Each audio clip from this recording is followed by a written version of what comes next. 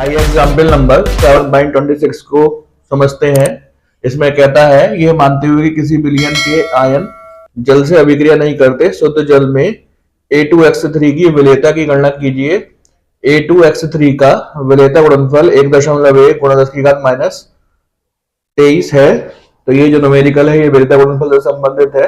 विलेयता गुणनफल की जो न्यूमेरिकल है उसमें हम संतृप्त विलयन की स्टडी करते हैं। संतृप्त विलयन में दो प्रकार का साम्य रहता है, एक A2X3 वह होंगे जो जल में विलीन नहीं होंगे, एक A2X3 वह होंगे जो जल में विलीन हो जाएंगे, और जो जल में विलीन हो जाएंगे वह आयनित भी हो जाएंगे, और ये इस प्रकार से आयनित होंगे 2A ion plus 3X ion. तो यहां पर जो विलेयता गुणनफल इसने दे रखा है 1.1 गुणा 10 की घात माइनस के 23, और इसने विलेयता इसने पूछी है। यदि इसकी विलेयता 2S है तो इसकी विलेयता जो है वो 3S होगी, क्योंकि A आयन और X आयन में 2:3 का अनुपात है। तो यहाँ पे हम द्रव्यपाती क्रिया का यहाँ अप्लाई करते हैं। आयनन स्थिरांक K बराबर A आयन का सक्रिय द्रव्यमान की घात 2, क्योंकि इसके आयनों की संख्या 2 है, इंटू X आयन के सक्रिय द्रव्यमान की घात 3 अपॉन A2X3 का सक्रिय द्रव्यमान। ये जो यहाँ पर A2X3 का सक्रिय द्रव्यमान है ये विलेयता है, ये कांस्टेंट होती है। इसको यहाँ पर K आयनन स्थिरांक से मल्टीप्लाई कर दीजिए। K A2X3 का सक्रिय द्रव्यमान बराबर A आयन का सक्रिय द्रव्यमान की घात 2 और X आयन के सक्रिय द्रव्यमान की घात 3।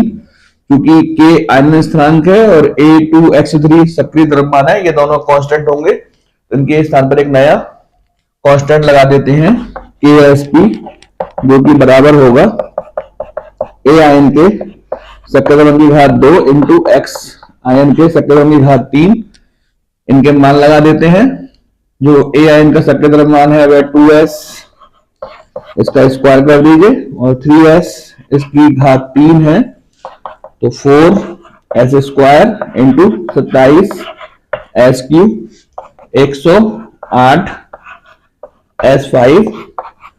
तो जो आयनिक पदार्थ है A2X3 उसकी विलेयता गुणनफल स्थिरांक और विलेयता में जो संबंध है वह है KS बराबर 108 S की घात 5।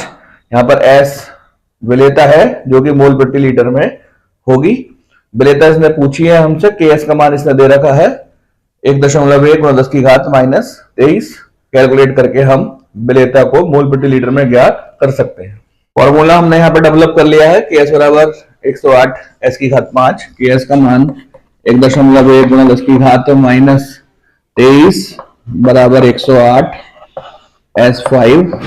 S5 इज इक्वल टू 1.1 गुणा 10 की घात माइनस 23 बटे 108।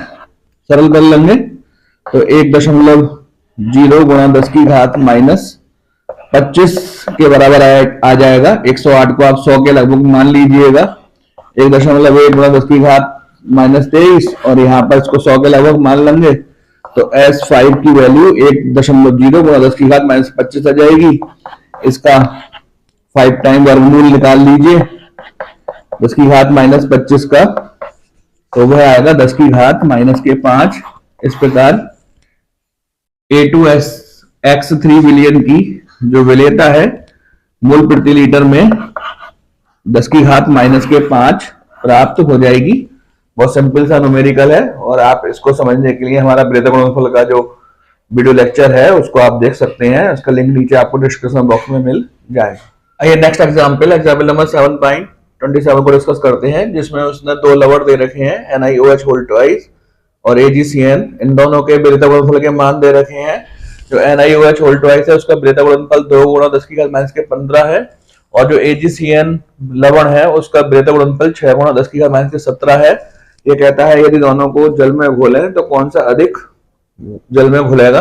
तो यहाँ पर हम दोनों की विलेयता काउंट करेंगे, जिसकी विलेयता अधिक आएगी वह जल में अधिक घुलनशील होगा।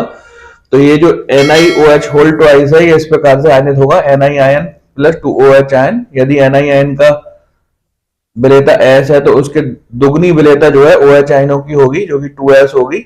मान लगा दीजिए KS बराबर Ni आयन का सक्रिय द्रव्यमान इंटू OH आयन के सक्रिय द्रव्यमान की घात 2, क्योंकि इसके 2 अणु हैं। तो इस प्रकार से हमारा फॉर्मूला बनता है। यहाँ पर ये 4S क्यू आता है, S जो है विलेयता है। जब हम कैलकुलेट करते हैं तो NiOH होल टू एच की जो विलेयता आती है 0.58 और 10⁻⁴ मोल प्रति लीटर आती है। इसी प्रकार से हमने AgCN को आयनित कर दिया, जो कि Ag आयन और CN आयन में वियोजित होता है।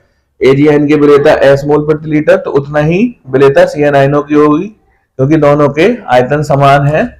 Ks बराबर Ag आयन का सक्रिय द्रव्यमान इंटू CN आयन का सक्रिय द्रव्यमान। Ks का मान लगा दीजिए, जो कि विलेयता गुणनफल स्थिरांक है 6×10⁻⁷ S स्क्वायर। S का मान निकाल लिया इस प्रकार से कैलकुलेट करके, तो AgCN की विलेयता 7.8×10⁻⁹ मोल प्रति लीटर आती है। अब जिसकी विलेयता अधिक होगी वह अधिक वियोजित होगा या आयनित होगा।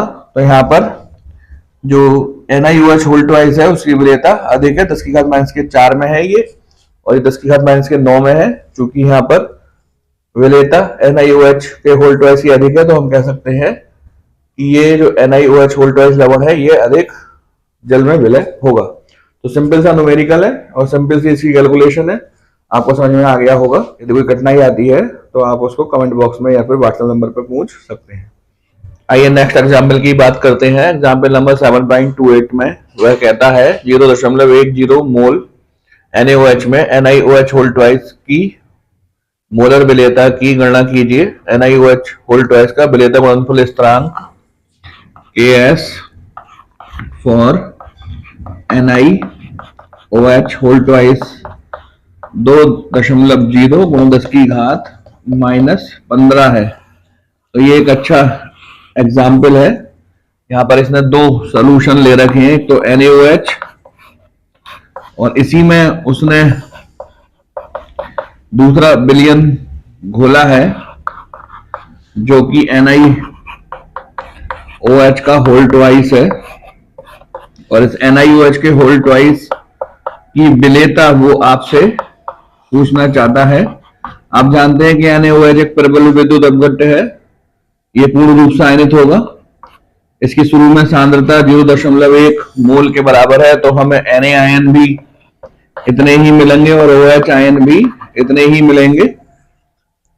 NaOH में वह NiOH होल ट्वाइस का सोल्यूशन घोल रहा है और उसकी विलेयता पूछ रहा है। अगर इसकी विलेयता S मोल प्रति लीटर है तो OH आयन की विलेयता 2S मोल प्रति लीटर होगी, लेकिन उस सोल्यूशन में OH आयन पहले से ही इतने मौजूद होंगे, तो ये हम इसमें जोड़ देंगे 0.1। KSP या विलेयता गुणनफल स्थिरांक स्थापित करते हैं। इसमें जो प्रोडक्ट है वह Ni आयन का सक्रिय द्रव्यमान और OH आयन के सक्रिय द्रव्यमान की घात 2 मान लगा दीजिए। S 2S प्लस 0.1 का होल स्क्वायर।